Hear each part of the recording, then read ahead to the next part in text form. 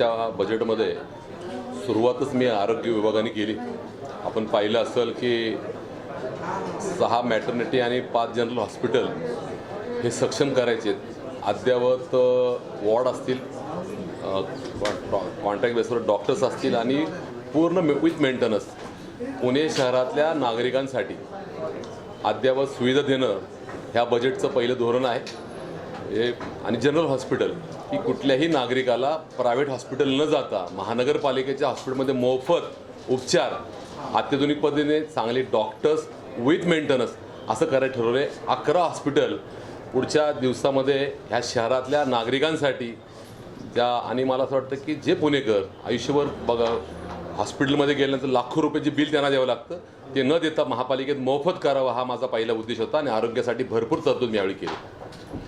त्याच्यामध्ये शहरी गरीब योजनेला माननीय स्वर्गीय उपमुख्यमंत्री अजितदादा पवारांचं मी त्याला नाव द्यायचं ठरवलं आहे आणि ते घोषित केलं आहे। तसं डायलिसिस सेंटर जे आहे आणि पेट स्कॅन माननीय घाटे साहेबांनी केलं, त्याला गिरीशभाऊ बापटांचं नाव दिले, ते आता कार्यान्वित होईल। अशा प्रकारे आरोग्य विभागातल्या ज्या योजना मी मागाची भाषणाद्वारे सांगितल्यात की जास्तीत जास्त औषधं असतील, कॅन्सरचं 1.5 लाखावरनं 3 लाख, डायलिसिस 1.5 लाखावरनं 3 लाख, आणि ज्या ठिकाणी डॅशबोर्ड करणार आहेत की बाबा कुठले नागरिक ह्या ठिकाणी आलेत, किती डॉक्टरांनी त्यांना तपासणी केली, काय त्यांना अडचण आहे, हे डॅशबोर्डचं दर महिन्याला त्याचा आढावा घेणार आहे।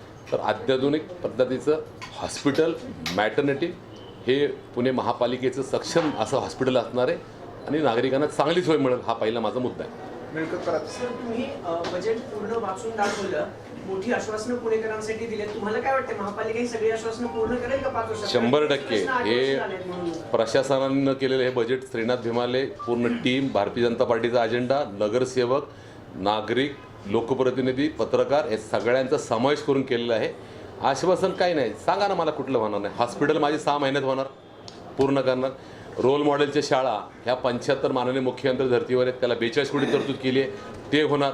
वॉर्ड ऑफिसचं डॅशबोर्ड करून त्या ठिकाणी नागरिकांची तक्रारी सोडण्यासाठी ते मी सक्षम केलेलं आहे। घनकचरा असेल, रस्ता असेल, विद्युत विभाग असेल, IT असेल, ह्या ठिकाणी तरतूद जेव्हा करतो ती ऑन गोईंग प्रोजेक्ट आहे, त्याला नक्की करणार आहेत। आणि बाकीच्या ह्या पर्यटनाला चालना देणारं, पुण्याच्या वैभवात भर देणारे असतील, नक्की एकही प्रोजेक्ट अनवॉन्टेड शहरात न होणारा।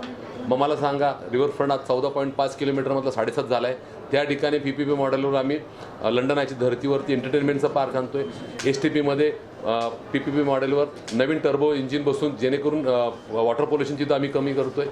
PPP मॉडेलवर फ्लायओव्हर आम्ही करतोय, CSR कक्षाची स्थापना करतोय, जेणेकरून पुणे शहरातल्या आरोग्य असेल, शिक्षण असेल, ह्याला निधी कमी पडणार नाही। आणि माननीय मुख्यमंत्र्यांनी सांगितले शहरातले फ्लायओव्हर्स असतील, ग्रेड सेपरेटर असतील, तो प्रस्ताव तुम्ही माझ्याकडे द्या, महानगरपालिकाला तोषित न लागता ते करतील। मला राज्य सरकार माझ्या पाठीशी, मला केंद्र सरकार माझ्या पाठीशी। शहरातला कुठला प्रकल्प होत नाही सांगा ना, भव्य नाही, मग ज्याच्या नावावर 500 स्क्वेअर फूट महिलांच्या घर आहे त्यांना आम्ही 50% टॅक्सची माफी दिली। 60 यावरतीच बोलायचं आहे की फसवणूक आहे का पुणेकरांची, का तुम्ही जाहीरनाम्यात म्हणलेलं कुठली माफी करणार आहे नाही, तो त्या जाहीरनामा बरं घ्या, चला सांगतो, एकेकाने बोललं चालेल। 500 स्क्वेअर फूट दुर्बल घटकांसाठी त्यांनी म्हटलं होतं, तुम्ही जाहीरनामा नीट काढा। दुर्बल घटक बोलले होते, दुर्बल घटकाचं क्लासिफिकेशन करता येणार नाही, विभाजन करता येणार नाही, त्याला 3 वर्षे लागणार। दुर्बल घटक तुम्ही त्यात जाहीरनाम्यात म्हटले खाली काढा। 500 स्क्वेअर फूटच्या घरांना जे दुर्बल घटक आहेत त्यांच्यासाठीच ती योजना आहे, त्यामुळे दुर्बल घटक तुम्ही डिव्हिजन कसं करणार हा मुद्दा। मला 500 स्क्वेअर फूट नाहीच आहे, तुम्ही वाचा जाहीरनामा, वाच हा जाहीरनामा। मग तुम्ही जाहीरनामातला सांगता ना मला, तुम्ही जाहीरनामा बघा, माझ्यासमोर ठेवा, जर जाहीरनामामध्ये शब्द बदलला असता तुम्ही मला सांगा।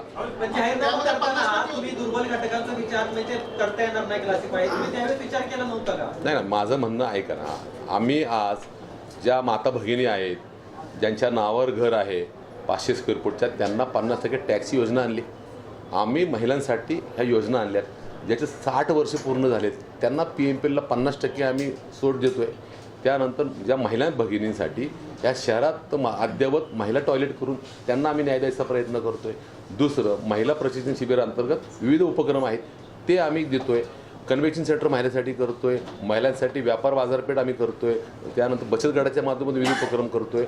ठरल्याप्रमाणे पुढच्या टप्प्यात महानगरपालिकेत शाळा ज्या माध्यमिकच्या मुली आहेत त्यांच्यासाठी एक पिंक रूम म्हणजे हक्काची जागा या माध्यमातून आम्ही त्या लोकांपर्यंत पोहोचतोय जेणेकरून पुणेकर माता भगिनी याचा विचार याच्यामध्ये आम्ही केला आहे. बालगंधर्व रंगमंदिराचा पुनर्विकासाचा देखील पुन्हा तुम्ही ते बजेटमध्ये ठेवलेलं आहे. काय नेमकं करायचं त्याला माननीय महापौर त्या काळातले आत्ताचे केंद्रीय मंत्री मुरलीधर मोहोळाने तो पूर्ण डिझाईन केले.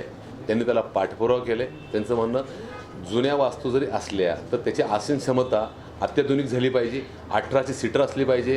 त्यात कॅफेटेरिया पार्किंग ह्या सगळ्या गोष्टी समाविष्ट असल्या पाहिजे. तो प्रकल्प आणून बालगंधर्व अद्ययावत करणं प्रेक्षकांना असणं आणि नाट्यकलाकारांसाठी एक चांगल्या प्रकारचं करण्याचा आपला प्लॅन आहे. नक्की त्याच्यात काही गैर नाही. टप्प्याटप्प्याने हे प्रकल्प शहरात झाल्यावर शहराच्या वैभवामध्ये कलाप्रेमी आणि मला वाटतं नागरिकांसाठी एक वेगळा प्रकल्प असणार आहे. तो करण्याचा आमचा मानस आहे. त्याचं DPR डिझाईन झालं हा महत्त्वाचा प्रकल्प. राजीव गांधी प्राणी संग्रहालय जे आहे तिथे तुम्ही मोठे असे पुणेकरांना स्वप्न दाखवलं जिराफ ॲनाकोंडा शक्य आहे तुम्हाला असं वाटतं कारण तिथली सध्याची परिस्थिती ना तिथली सध्याची परिस्थिती चांगली नाही असं काही नाहीये. तुम्ही व्हिजिट करा उद्या माझ्याबरोबर. मी व्हिजिट केली आहे. तिथलं डिझाईन केलं आहे. ॲनाकोंडाचं ॲग्रीमेंट झालं आहे. ॲनाकोंडा येतोय. त्यानंतर जिराफला जे पैसे नव्हते ते तरतूद केले ते मिळतंय. नवीन काय त्याला खंदक करायचं नाही आहे. बर्ड्स व्ह्यू म्हणून आहे त्या ठिकाणी ते नवीन प्रकारे करतात आहे. जे नवीन प्राणी आणणार आहेत त्याला जागा उपलब्ध आहे. ह्याला जागा उपलब्ध आहे. तुम्ही स्वतः चला एक सफर करू पुण्याची सफर करू. काही चित्ता जिराफ काही अवघड नाही. आज मला वाटतं एक्सचेंजमध्ये वन विभागाच्या माध्यमातून असू द्या राज्य सरकारच्या आणि केंद्र सरकारच्या धोरणामध्ये मिळतंय.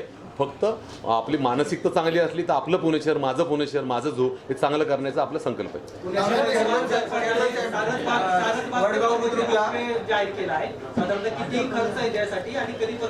ते PPP मॉडेलवर आलेले प्रस्ताव माझ्याकडे जसं रिव्हरफ्रंटचा मॉडेल आले तेच ते करणार आहेत. मागच्या काळात सारसबाग ते बालभवन ठेवलं होतं. बालभवनला जागेअभावी मुलांसाठी काही वाद झाला होता तेवढं रद्द झालं. हे डायरेक्ट पर्वती टू सारसबागेच्या आपल्या जागेमध्ये येणार आहे. अंतर छोटंच आहे. 1 किलोमीटर 1.5 किलोमीटरचं आहे. पण त्यात पर्यटनाला चालना मिळणार आहे. मला पर्वतीच्या ट्रस्टीनी NOC दिलेली आहे. तो रोपवे करण्यासाठी जे रिव्हरफ्रंटचे लोक आहेत त्यांनी मला प्रस्ताव दिलेला आहे. आणि तसंच सारसबागेत ज्येष्ठ नागरिक जाताना त्यांना उतरून जावं लागतं त्यामुळे डायरेक्ट काचेचा पूल करायचं त्यांनी मागणी केली मला संस्थांनी तर ती पूर्ण करण्याचा आपला माझा प्रयत्न आहे.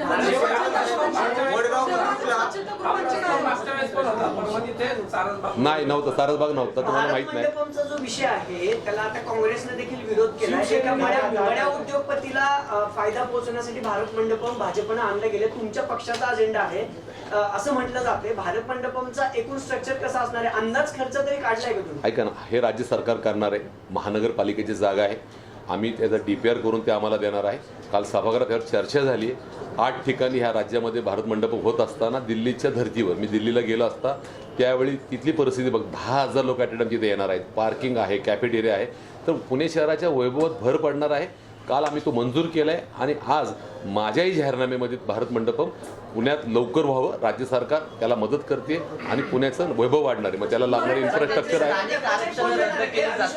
बजेट जे आहे पुणे महापालिका पण देणार आहे का फक्त राज्य? नाही सगळं राज्य सरकार करणारे. जागा आपली जागा महानगर. तुम्ही पर्यटनासाठी एवढा खर्च करता महिला स्वच्छतागृहाची शहरामध्ये भयंकर अवस्था याच्यावरती काय किती?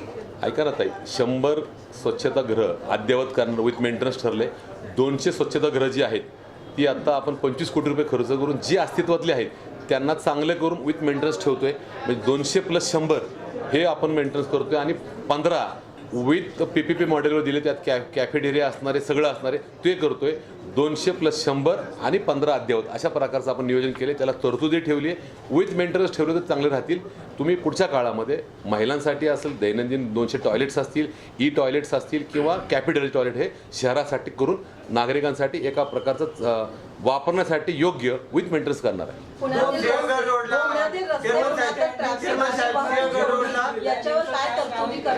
नाही असं काही नाही. त्यांना 3.5 कोटी रुपयाचे 2 पत्र त्यांची होती. ऐका ना 2 कोटी पत्र होती. 2 पत्र होती 3.5 कोटी त्यांना दिले. तर कुठल्याही नगरसेवक 105 माझ्यासाठी समान आहे. 0 नाही आहे. 2 पत्र आल्यामुळे कन्फ्युजनमध्ये एक 3.5 कोटीचं पत्र आले त्यांना बजेट आले 3.5चं. दुसरं त्यांना आम्ही वर्गीकरणाद्वारे त्यांचा निधी देणार आहे. कोणालाही ह्या ठिकाणी नाराज करणार नाही तो लोकप्रतिनिधी. पुण्यातली वाहतूक कोंडी बजेट वाटप झाले का 105? तो पार्टीचा अजेंडा आहे आणि ते धोरण आहे, त्याप्रमाणे मी काम केलं. सर, पुण्यातील वाहतूक कोंडी रस्ता आणि ज्या प्रकारे आता वाहतूक कोंडीमध्ये सगळ्यांना समावेश करायला त्याच्यावर काय तरतुदी रस्ते? हे बघा, ट्रॅफिक कंजेशनचा प्रश्न 13 उड्डाणपुलाचं काम चालू आहे. ट्रॅफिक सिग्नल ATMS आणि ITMSद्वारे माननीय राज्य सरकारकडनं ह्या सगळ्या सिंक्रोनाइज करून कमांड कंट्रोल आपण विठ्ठलवाडीमध्ये करतोय, तर ते काम चालू आहे. दुसरं, येणाऱ्या मेट्रोला विथ फ्लायओव्हर इंटरग्रेट करून ज्या मालिका आहे, खराडी असेल, त्यानंतर वाघोली असेल, रामटेकडी असेल, आत्ता कात्रज स्वारगेट असेल, चांदणी चौक, ह्याला सराउंडिंग महानगरपालिकेनेच प्लॅन केला आहे. फ्लायओव्हरची कल्पना परवाच माननीय मुख्यमंत्री शहरात आले असताना त्यांनी सांगितले की 200 किलोमीटर महामेट्रोचं जाळं करायचं आहे. त्यामुळे मेट्रो, पुणे महापालिका, राज्य सरकार एकत्रित त्याचा प्लॅन करते. नक्की शहर डेव्हलप होते, त्याचा प्लॅन आहे, त्या प्लॅनप्रमाणे आपण काम करतोय. आणि थोडं शिस्त असेल, पार्किंग स्लॉट असतील मेट्रो जवळच्या, त्या 13 आत्ता आपण डेव्हलप करतोय, 13 मार्क, आणि नवीन 7 PPP वरती आपण डेव्हलप करायला देतोय. आणि असलेले पार्किंग विथ मल्टी स्टोअर करण्याचा आपला प्रकल्प आहे, त्याचं पण आम्ही प्लॅन केलं आहे. वर्षभरातल्या पुढच्या 5 ते 6 महिन्यामध्ये याचं प्लॅनिंग DPR काम चालू होणार आहे. सिंहगड रोडला वडगाव बुद्रुकला जे नाट्यगृहाचं काम सुरू झालं होतं ते आता 20% पुढे थांबलेले का, त्याच्यावर काय दे तुमचे? होईल, माझं म्हणणं आता तरतूद भरपूर केलेली आहे. कुठलंही काम आता प्रलंबित राहणार नाही. मागच्या काळात प्रशासना काळामध्ये धोरणात्मक निर्णय घेणं राज्य सरकार, केंद्र सरकार आणि लोकप्रतिनिधीची मानसिकता आता आपली बदललेली आहे. जे प्रकल्प बंद आहेत, जे ऑन गोईंग आहेत, ते लवकरात लवकर पूर्ण करण्याचा माझा संकल्प आहे.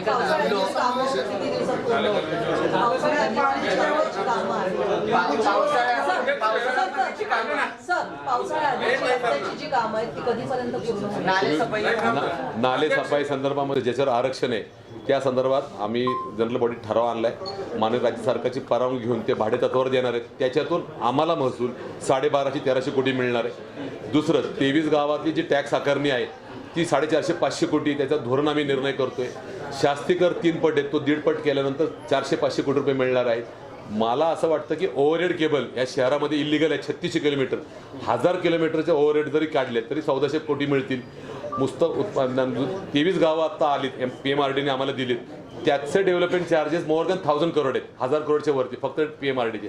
तर ह्याच्यातले डेव्हलपमेंट चार्जेस असतील, राज्य सरकारकडे असलेली थकबाकी असेल, याच्यातून आम्हाला उत्पन्न मिळणार आहे. यासाठी आपण प्लॅनिंग करतोय. इलिगल केबल असेल, ॲम्युनिटी स्पेस असेल, शास्ती कर असेल, 23 गावातले हे असतील, एक महसूल समिती स्थापन करणार आहे. हे 4-5-6 हजार कोटी येणार आहेत. आणि आम्हाला राज्य सरकारने सांगितले फ्लायओव्हरला पैसे तुम्ही देऊ नका, आम्ही तुम्हाला पैसे देणार आहेत. केंद्रातले अमृत आणि NDMAचे पैसे आम्हाला 750 कोटी आहेत. फायर ब्रिगेडचे 350 कोटी आम्हाला येतात. वॉटर विभागाला आत्ताच 11 गावांसाठी राज्य सरकारकडे आम्ही 700 कोटी मागितलेले आहेत, तो अंतिम टप्प्यामध्ये आहेत. वेळोवेळी हे प्रकल्प होत असताना केंद्र राज्याचं मदत मिळणार आहे आणि त्यालाच महसूल समितीच्या माध्यमातून 6000 कोटी आयुक्तांनी केलेल्यापैकी 6000 कोटी आमचे वाढणार आहेत. त्यामुळे ह्या कॉन्फिडन्सवर, मिळणाऱ्या पैशावर ही विकास कामं डेव्हलपमेंट आम्ही करणार. CSR म्हणजे नवीन कक्ष करणार आहे 5000 स्क्वेअर फूटचा. तिथे एक अधिकारी नेमणार आहे, त्या ठिकाणी डॅशबोर्ड करणार आहेत. जे उद्योजक मोर दॅन 200 करोड त्यांचं आर्थिक उलाढाल असते त्यांना 10% त्या शहरातल्या CSRला देता येतात. मग ते पैसे कुठं, त्याची एक निमोली आम्ही करतोय. आणि तो आलेला CSR मग कुठं खर्च केला, कोणाला केला, त्याचं काय खर्च झालं, एक वेगळं CSR स्थापन केल्यानंतर हे पैसे खर्च होतील. आत्तापर्यंत CSR मलाही माहिती नव्हती, तुम्हालाही माहिती नव्हती. खुले हो. आणि ते डॅशबोर्ड का करणार आहे, डॅशबोर्डमध्ये प्रत्येक गोष्ट कळणार आहे की पैसे कोणाला आले, कोणी दिले. आणि माझ्याकडं एक मोठी व्यक्ती आहे, तेच 100 कोटी रुपये देतील. अजून एक जण 12 जणांची टीम आहे, ते 2-2 कोटी देतील. आणि ECचा तुम्हाला माहीत नसेल, ECचं सुद्धा ते सुद्धा जवळ 27 कोटी × 5 120 कोटी रुपये आपल्याला येणार आहेत. आणि महानगरपालिकेला असा काही निधी आहे तो आम्हाला वापरायचा अधिकार आहे, ते सुद्धा वापरू शकतो. कुठलाही विकास निधी, कुठलाही डेव्हलपमेंट हे बंद पडणार नाही. मोर दॅन जुन्यापेक्षा 6000 कोटी आमची वाढ आहे.